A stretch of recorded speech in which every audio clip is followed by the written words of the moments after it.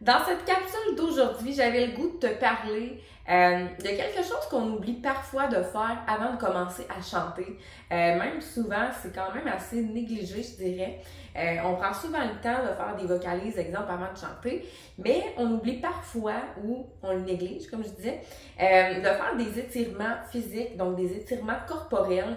Donc, je vais te parler de ça aujourd'hui, de son importance, mais aussi je vais te donner 4 exercices que moi j'aime beaucoup faire à mes coachés en début de cours pour aller dénouer un petit peu les tensions. Mon nom est Tricia Turcotte, je suis professeure de chant et coach vocal ultra passionnée depuis 2012. Donc, je t'invite dès maintenant à aller activer la petite cloche pour ne rien manquer des prochaines capsules qui vont sortir ici sur ma chaîne. Et si tu aimes la vidéo, n'hésite pas à faire un petit pouce. Donc, les étirements corporels, physiques, pourquoi c'est important d'en faire avant de commencer à chanter? Ben, comme je l'ai dit, c'est pour aller dénouer un peu les tensions qu'on peut avoir. Des fois, ça se peut que tu aies mal, par exemple, au cou et ça va s'en ressentir jusqu'en avant au niveau de ta gorge.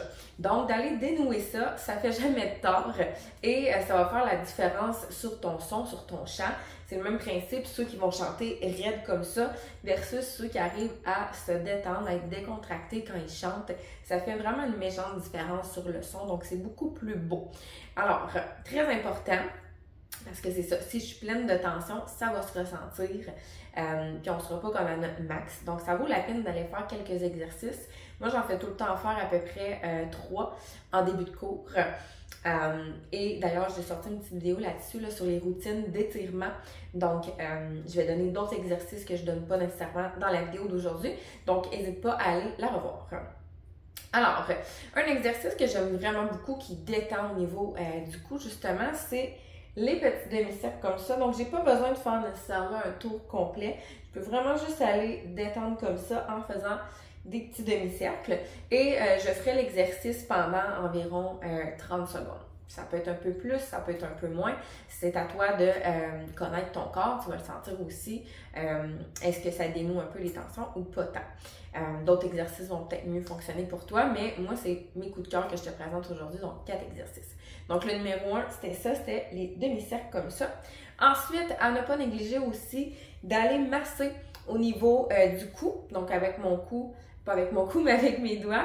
Je vais aller masser mon cou à l'arrière et je vais ramener à l'avant avec mes paumes de main pour aller masser comme ça au niveau de ma gorge. Donc comme ça, aller mettre un petit peu de chaleur.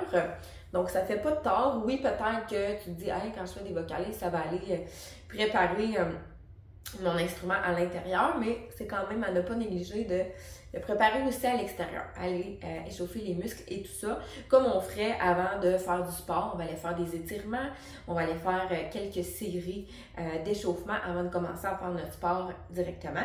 Donc, même principe, quand on chante, c'est des muscles qu'on travaille et il y en a beaucoup. Hein. Là, on a fait 2 exercices au niveau un peu plus du cou, de la gorge, mais c'est pas juste ça que ça travaille ici. Le chant, ça travaille beaucoup plus de muscles que ça. Donc, petit massage comme ça pendant environ 30 secondes aussi. Encore là, tu l'adaptes à toi. Qu'est-ce que tu as besoin? Ensuite de ça, j'aime beaucoup faire les épaules. Donc, une petite roulade comme ça, une petite rotation d'épaule vers l'avant. Environ 15 secondes. Ensuite, je ferai secouer les épaules, comme si on disait, je ne sais pas. Un petit 15 secondes également.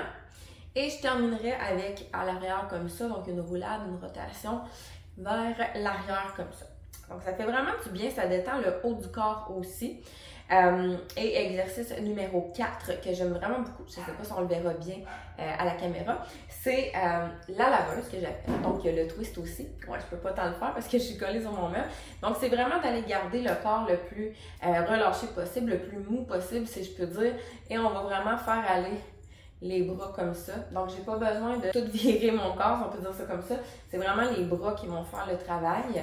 Comme ça, donc je le ferai un petit 30 secondes et ça fait vraiment du bien au milieu du dos parce qu'on le sait quand on inspire par exemple, ben ça va aller travailler aussi au niveau des omoplates et tout ça. Donc, prends-en conscience ça que c'est pas juste ici ton instrument, c'est vraiment tout ton corps. Donc, c'est important d'aller se détendre avant de chanter. C'est pour ça qu'aussi les exercices de respiration vont être super efficaces.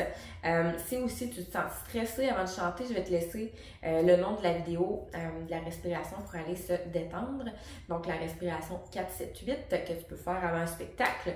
Donc, vraiment, prends le temps d'aller dénouer ces tensions-là, comme je disais en début de vidéo, d'aller te détendre un petit peu parce que oui, c'est important d'être groundé, d'être ancré dans le sol, mais c'est important aussi d'être relâché quand on chante. Parce que si on est plein de tension, si on est raide comme ça fonctionnera pas, ça chantera pas bien. Donc, si tu as des questions, commentaires, laisse-moi les savoir et n'hésite pas encore une fois à aller liker la vidéo et activer la petite cloche, aller t'abonner à ma chaîne pour rien manquer. Donc, on se dit à très bientôt. Bye!